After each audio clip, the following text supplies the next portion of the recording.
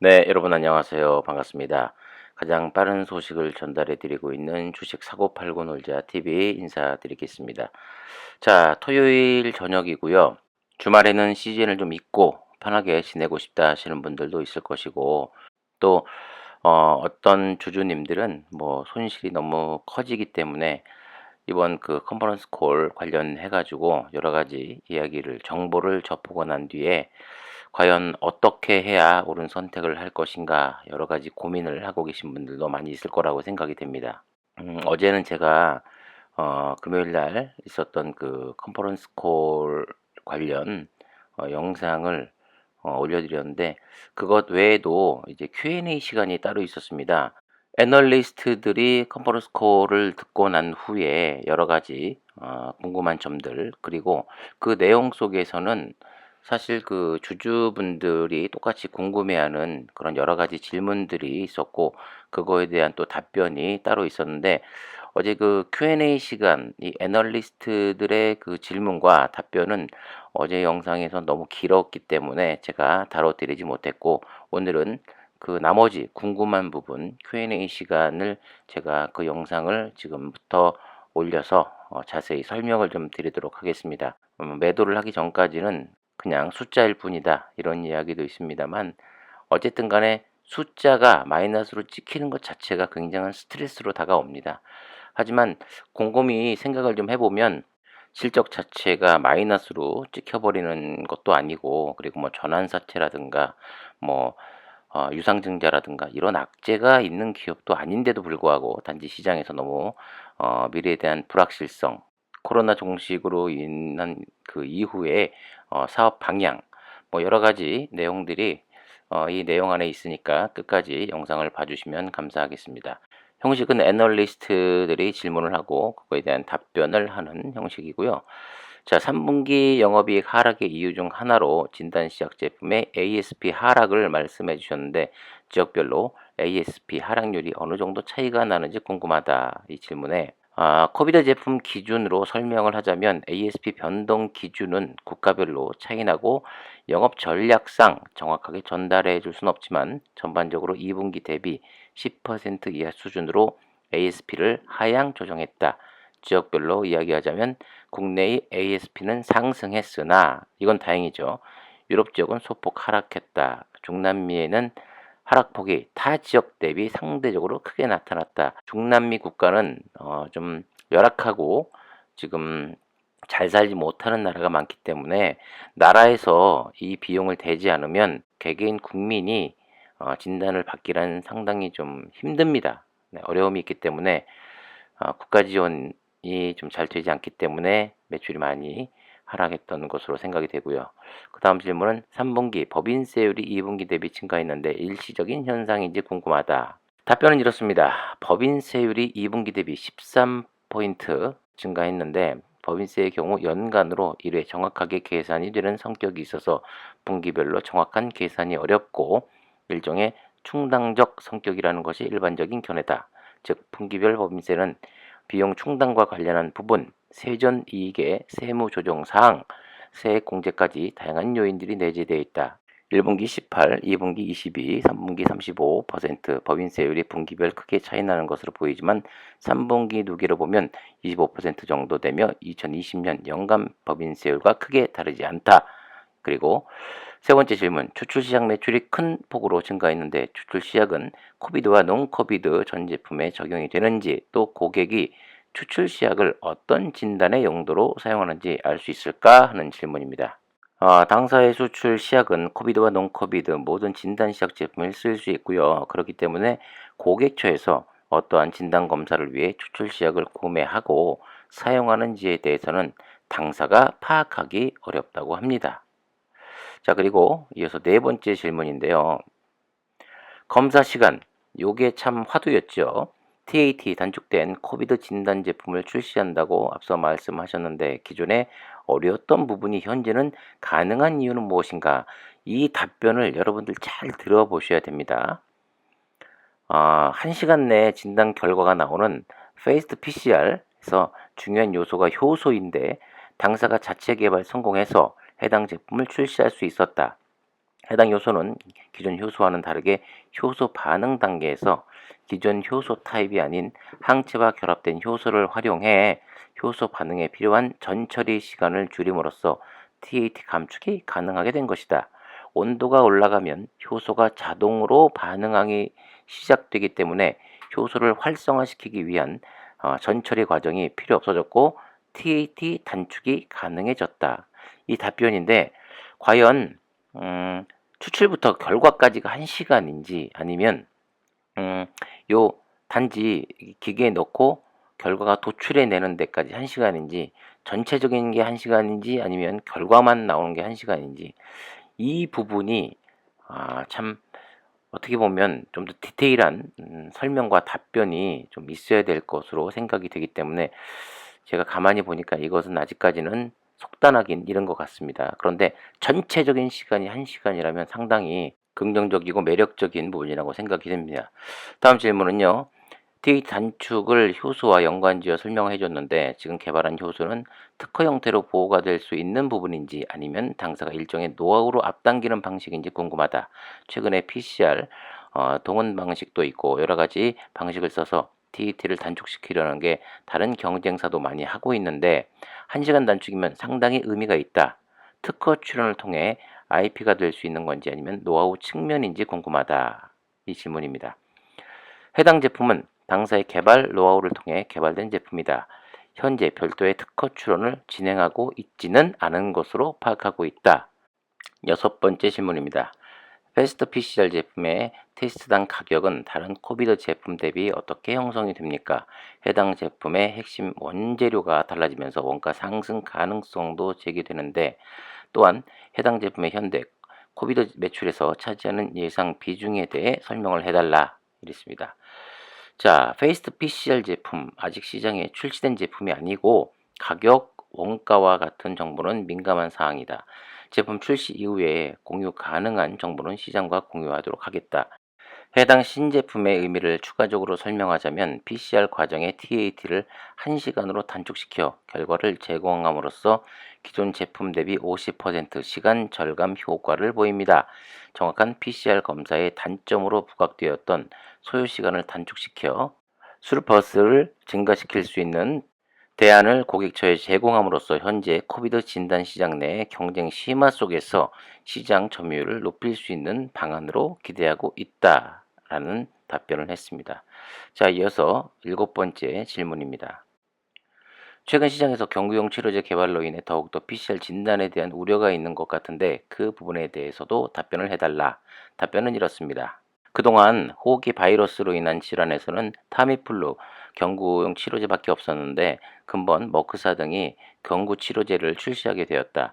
호흡기 질환으로 인한 증상은 발열, 기침 등 대체로 유사해서 올바른 처방을 위해서 정확한 진단이 필요하고 또한 치료제 남용 최소화를 위해서 더욱더 정확한 진단 검사가 필요한 상황입니다. 특히 경구 치료제를 복용함으로써 악의 내성을 갖는 변이가 출현할 가능성도 있기에 정확한 진단이 더더욱 필요하고 이런 측면에서 경구 치료제 출시는 PCR 진단 수요에 긍정적으로 영향을 미칠 것으로 기대한다.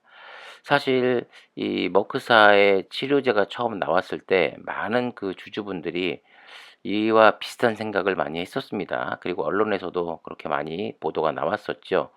더욱더 정확한 진단으로 이 치료제 아무래도 경구용 치료제 약값이 비싸기 때문에 정확한 진단이 필수다. 그렇기 때문에 진단 키트, PCR 검사에 더욱더 많이 쏠릴 것이고 주가가 다시 한번 반등할 수 있는 모멘텀이 될 것이다. 이런 이야기가 많이 있습니다. 하지만 좀 더 시간을 가지고 좀 지켜봐야 될 것으로 생각이 됩니다.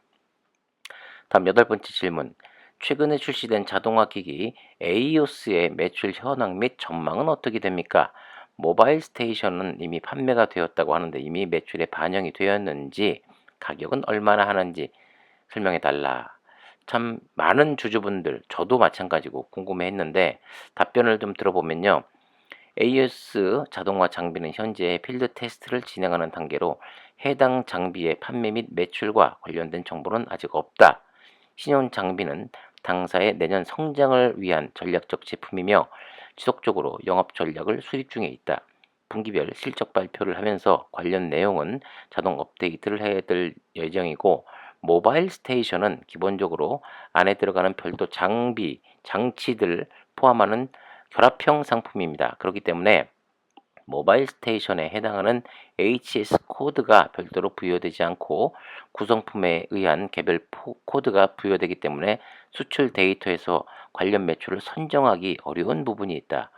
가격은 기본 모델이 약 2억 원대이며 풀 옵션 모델은 최대 4억 원대로 판매가가 형성되어 있습니다. 앞서 설명드린 출고 수치는 매출상 아직 크게 의미 있는 숫자가 아님을 말씀드립니다.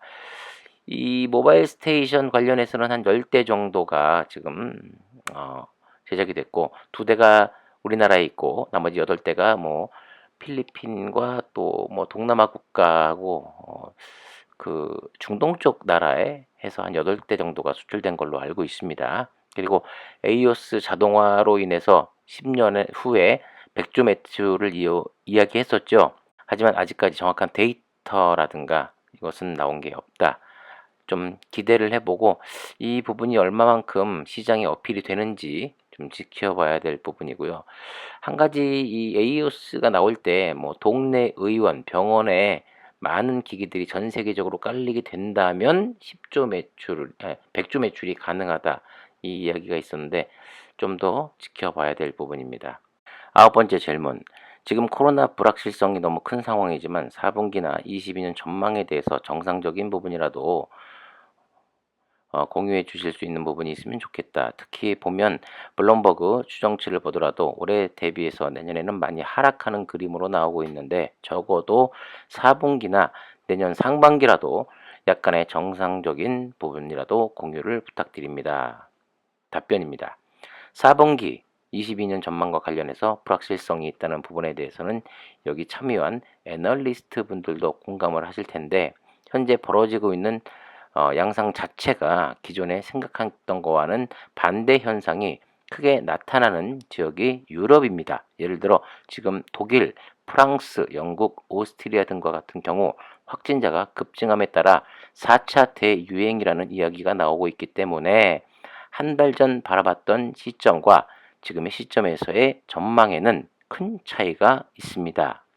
지금 유럽은 더 확진자가 다시 증가하고 있는 추세고, 그리고 중국도 조금씩 더 나오고 있고, 근데 일본은 되려 이 확진자와 사망자가 또 확 줄었어요. 또 우리나라도 좀 증가 추세에 있고, 어떤 나라는 많이 증가하고 또 어떤 나라는 그렇지 않은 부분, 글쎄요, 이게 검사하는 양에 따라서 얼마나 많은 인구를 검사하느냐에 따라서, 또 방역 시스템, 또 사회적 거리 두기를 어떻게 운영하느냐에 따라서 많은 차이가 날 것으로 생각이 되고 있고, 그리고 또 어떤 쪽에서는 이렇게 이야기하는 사람도 있더라고요. 동양인이 이 코로나에 약간 더 백인들보다는 강하다. 이 내성이나 이런 항체 부분에서 좀 더 유리한 부분이 있다. 뭐 이런 이야기도 있는데, 글쎄요, 이것은 정확한 데이터 아직까지는 나와 있지 않기 때문에 좀 더 시간을 가지고 지켜봐야 될 부분인 것 같습니다. 그리고 애널리스트 분들이 20년 말에 21년을 봤을 때 비교적 부정적으로 생각했는데 실제는 그와 다르게 전개된 측면이 있기에 22년을 전망하는 현재에도 시사하는 바가 있다고 생각이 됩니다. 지금 위드 코로나로 가는 부분은 경제적 부분을 강조하는 것은 모든 국가들 간 크게 차이는 없을 것 같습니다. 하지만 확진자가 다시 늘어나는 상황에서 국가별 방역 체계가 변환될 가능성이 있을 것으로 보입니다. 참고로 우리나라를 예를 들면 현재 확진자는 꾸준히 증가하고 있으나 관계 당국이 계획 중인 위드 코로나 정책을 바꾸려고 하는 것 같진 않습니다. 22년에 대해 현재 보수적인 전망하에서는 코비드 진단 관련 매출은 감소할 것이라고 보고, 앞서 말씀드린 TAT 단축 제품 등으로 위드 코로나 정책 하에서 신규 수요 영역을 적극적으로 공략하고 눈 코비드 진단 매출의 증가로 향후 코비드 매출 감소의 일정 부분을 상쇄시킬 수 있도록 병행하여 추진할 계획입니다. 우리가 공시에서도 확인했습니다만 코로나 제품이 감소했습니다만 그래도 코로나 아닌 이 논코비드 제품 매출이 상승을 하는 모습 데이터로 확인할 수 있었죠. 시즌이 애초에 생각했던 부분, 그리고 앞으로도 이쪽 논코비드 제품이 매출이 훨씬 더 월등히 나와야 회사 볼륨과 미래 성장성 이 가치를 인정받는 부분이기 때문에 정말 신경을 많이 써야 될 부분입니다. 자, 10번째 질문. 4분기 실적이 3분기 대비 하락 가능성이 있다고 보는 이유는 무엇인가요? 답변은요. 4분기 실적 전망에 관련하여 추가적으로 말씀드리겠다. 현재 코비드 진단 수요를 전망하는 데 있어서 아직 많은 불확실성이 존재하고 있다고 봅니다. 매출에 기여할 수 있는 긍정적 또는 부정적 요소가 동시에 존재하고 있고, 매출 비중이 상대적으로 큰 유럽 시장의 상황을 면밀히 모니터링 중인데, 한 달 전 상황과 현재 상황이 매우 다르게 나타나고 있으며, 일부 국가는 코로나 재확산이 진행되는 등 불확실성이 있습니다. 그럼에도 불구하고 4분기가 3분기보다 하락할 가능성이 있다고 다소 보수적으로 입장으로 설명을 드렸고, 그러한 상황에 대비해서 4분기 매출 확보를 위한 동시 진단 제품 등 신제품 출시와 같은 전략적 대응 방향성을 이야기했던 것이다. 그러니까 사실 저희가 4분기 매출이 훨씬 더 많이 나와야 된다라고 하는데, 시장에서도 그리고 무엇보다도 사측에서도 4분기 매출이 3분기보다 좀 더 꺾일 것이다, 이렇게 답변을 하고 있습니다. 한편으로 보면 이 4분기 매출을 상당히 보수적으로 잡아놓고, 지금 뭐 유럽이 다시 확산세가 뚜렷이 증가하고 있기 때문에 더 많은 제품이 팔려서 매출이 예상 컨센보다 더 많이 나오게 되면 어닝 서프라이즈로 인해서 주가가 더 위로 탄력적으로 갈 수 있고, 이렇게 예상 매출을 보수적으로 잡는 것은 훨씬 더 다행스럽다, 뭐 이렇게 말씀드릴 수 있을 것 같아요. 지금 추세로 보면 뭐 얼마나 국내에서 매출과 또 외국에서의 매출이 받쳐져서 4분기 매출이 예상 매출 이 보수적으로 잡았던 것보다 많이 나오게 된다면, 지금보다는 좀 더 탄력적으로 상승할 수 있는 여력이 좀 더 생기지 않을까 하는 생각도 들었고, 자, 아무튼 금요일 날 있었던 컨퍼런스 콜의 그 내용과, 그리고 애널리스트들과의 그 Q&A 시간을 통해서 어제 영상, 오늘 영상으로 여러분들에게 이 정보를 다 전달을 해 드렸습니다.